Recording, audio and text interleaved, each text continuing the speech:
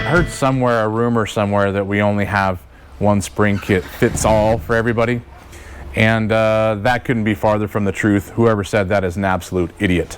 And whoever said that, then you can come on over here and we can discuss how big of an idiot you are, because there's 80 pallets of spring rates inside this shop, and those are just what we flip in 1 week. There is another building just on the other side of this street that has 380 pallets of springs in it, and that's what feeds this section, all of which different rates, all of which to specifically give you a spring kit for your car, for your driving style, specifically, lots of specificallys, but especially for the weight of your vehicle. It's very important that we get that right. Now, it's also very hard to do, and springs are adjustable, preloads and things like that, for a reason, because every car is different, every UTV is different. It's very specific. It's extremely specific. Yeah. Spring kit tuning. You've got spring rates. Springs are rated or listed in different spring rates. So if you take a coil spring and you compress it 1 inch, and it gives you 200 pounds of force, that's a 200 pound spring, 200 pound spring rate. If it compresses 2 inches, that's 200 pounds per inch. 400 pounds is what you're going to feel if you physically could do that. The way that you would calculate spring rates when it comes to a combined or dual rate spring kit, if you run a single spring that is 400 pounds, then you have a 400 pound spring rate. Let's just say that you took a 400 pound spring and you put it over a 500, which could be a lot of dual rate spring kits on trophy trucks or on class 1s or class 10s. The formula is top spring times or multiplied by the bottom spring divided by top plus bottom. And Chase loves bottoms. So top spring times bottom spring divided by top plus bottom. I'm going to simplify that for you. A 400 pound spring over a 500 is a 222 pound combined spring rate. And then once you compress the system far enough to get into a crossover ring, which is the only way you're going to create a dual rate spring kit accurately, you will eliminate the combined spring rate and get into just the bottom spring, which is a 500 pound spring. Bottom spring 500, 222 pound combined to 500. Let's just change that. 500 over 500. This is a common question that we get. Hey man, how could my spring kit be dual rate when you sent me two of the same spring? Say a 500 over 500 or a 4 over 4. The poundage does not matter with this discussion. These are not the rates that we use. I'm just using arbitrary numbers. So a 500 over 500, yes, you can run the same rate spring top and bottom and it will be dual rate.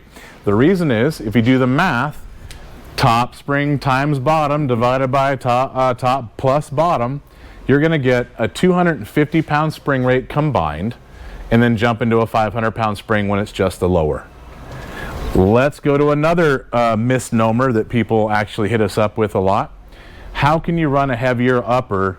Doesn't that defeat the purpose in a dual rate spring kit? Well, no. If you run a heavier upper over a lighter lower, here's the math. It's a 272 combined pound spring rate going into a 500 pound lower. So look at all of these. As you start changing upper springs, you get a fairly consistent and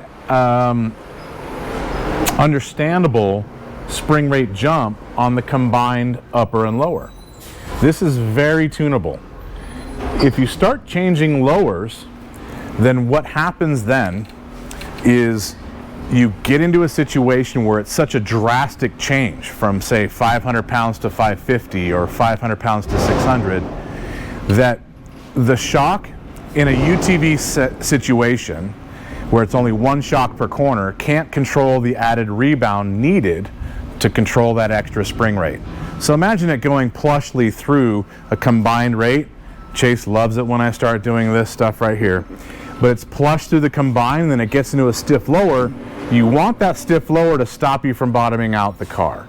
But that stiff lower is going to shoot that system apart in a rebound direction much faster as well. So It's hard to control that added rebound need without multiple zone shocks or an external bypass like a trophy truck or 2 shocks. Back over to here. So if you have, we've got rates, we've got the math for the rates, we've got preload. Preload is your adjustable way of making it so that one spring kit can adjust for 200 pounds of swing and weight on a UTV. So if you give us all your accessories and you're 100 pounds different than your friend, we might be able to send you the same spring kit rate-wise, and you've got a little bit more preload than your buddy does to account for the weight. That is part of the adjustability. If you've surpassed the adjustability of the spring kit, say 250 pounds, then we should have, and usually will send you, a stiffer spring kit. Typically a stiffer upper spring first. Valving. Preloads are your adjustability, whether you got a more preload or less preload. Height. When I say height, that is the length of the spring. Length of spring makes no difference in ride heights and ride quality. The only thing length of spring does is packaging. Whether the spring is packaged on a shock in a short way and the preload nut is lower on the shock body, or it's a taller system and the preload nut is higher on the shock body. Packaging on a shock depends on how many threads are on it, and depending on the year, some have more or less. We don't want to run out of adjustability. Also, we want to make sure you have a little bit of room on top so you can adjust it a little bit softer if you're a little bit lighter on UTV. Also, you've got coil bind. If you run a spring that's too short and you're compressing it too far, you can bind all those springs together. That's bad and usually breaks springs, and that's why you see an upper spring on factory UTVs have a lot of breakage.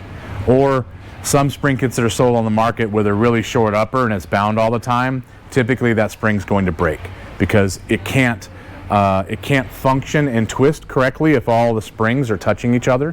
One way you know if that's happening is if the powder coat in between all the springs is broken where the springs would touch each other, they're rubbed, then you know you've got spring bind and you got an issue. It needs to be a longer spring or a stiffer spring to fix that. Height means nothing other than where the preload collar is, unless you're dealing with bind. Valving compensates for rate. What I mean by that is if you run a light spring rate, a very soft spring package, then you need to have the internals of the shock compensate for that by being stiffer. If you run a really stiff or heavy spring rated spring package, then the shock should be compensated for that spring package by having a lighter valving package. So some of the things you're going to see if you go too far both directions. If you run a really light spring kit and too much valving, you'll have overheating. You'll have typically can be very stiff as it transitions through travel from the plush zone into the bump zone. It's going to be really aggressive and hurt.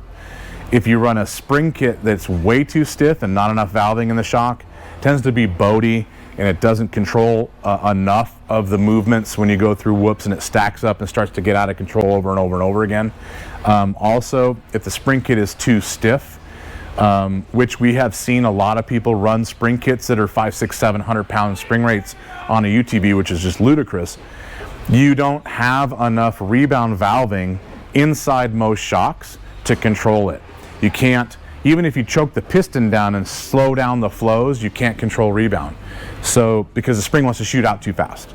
So there's a lot of areas where the range goes too far, and you see a shock that's going to have to be overvalved and overheat, or a shock that's undervalved and could cavitate internally. It's a whole nother subject, and nitrogen pressures affect that. We're not going to get into it because that's a whole nother hour. So next thing on the list. So valving is always going to compensate for spring rate changes. As long as we keep our spring kits in the safe range for your weight, then a lot of our valving will work, even if we change the spring rates by 50 pounds one way or the other. But typically, if we're going to change more than that, then we're going to change valving too. And that is where we shine, where we are doing internal work to tune that shock for your driving style, and that spring kit that is tuning for your weight and your driving style. All of those things have to come together to work correctly. So valving is always very important when you start changing springs. Coil bind, we talked about that with height. Really the only issue with height changes is going to be a bind possibility. Same springs on different cars and adjustability and weight. So we can take two different UTVs that might be both, say, Can-Am X3s, and one weighs more than the other, and we might send those two different people the same spring kit. The reason is one might have 150 pounds more weight, which is not enough to justify more spring rate compared to the other X3. Also, we take their driving style into consideration. So maybe the heavier car, that person drives slower or is more trail. And the lighter car might be a more aggressive driver.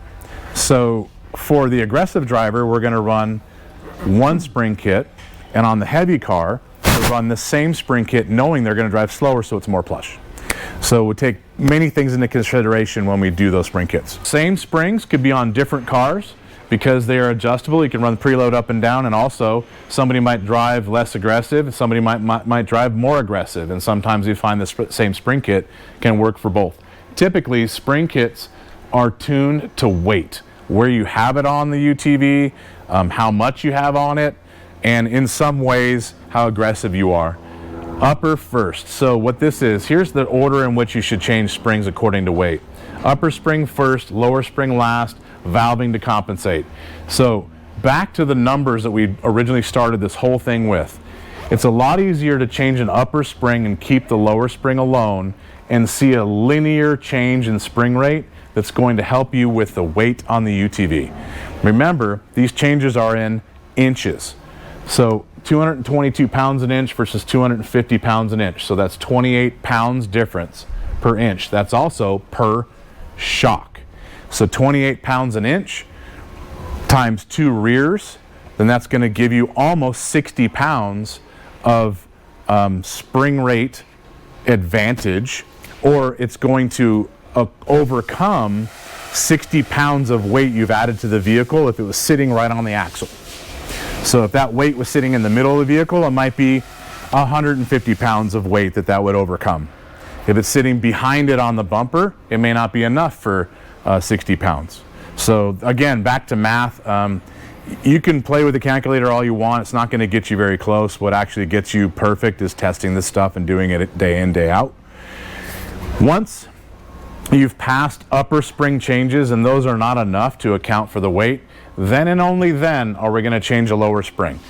The reason that we try not to change lowers very often is because when the dual rate system compresses far enough and you get into the crossover ring and that upper spring no longer works and you're on the lower spring, it is hard to control that from a rebound standpoint. It's a lot of force pushing the system apart.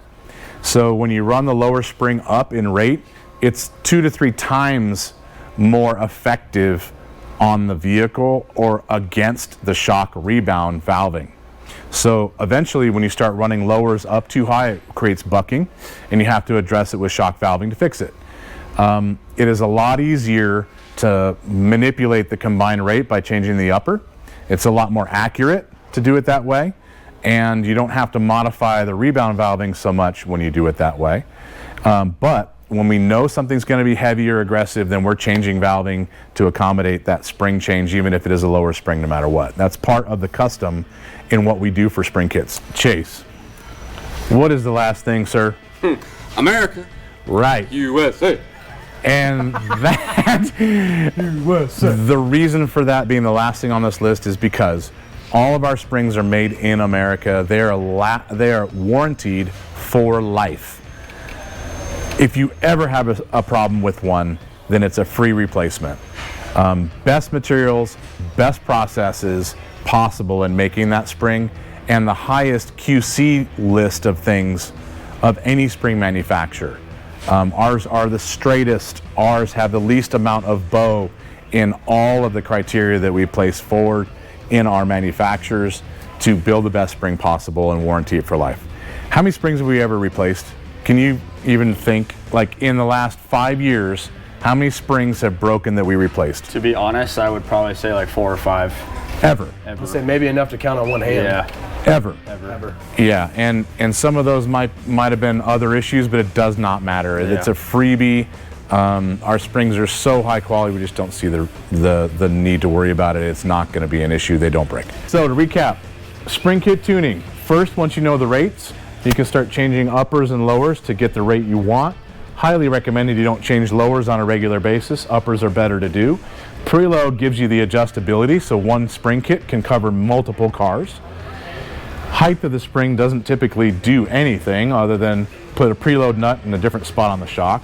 Valving always is compensating or controlling a spring kit. So however you change a spring kit, you're probably changing the valving to control it. Coil bind is the only thing you try not to do, especially when you start changing spring kit heights and you go too short, you might get coil bind.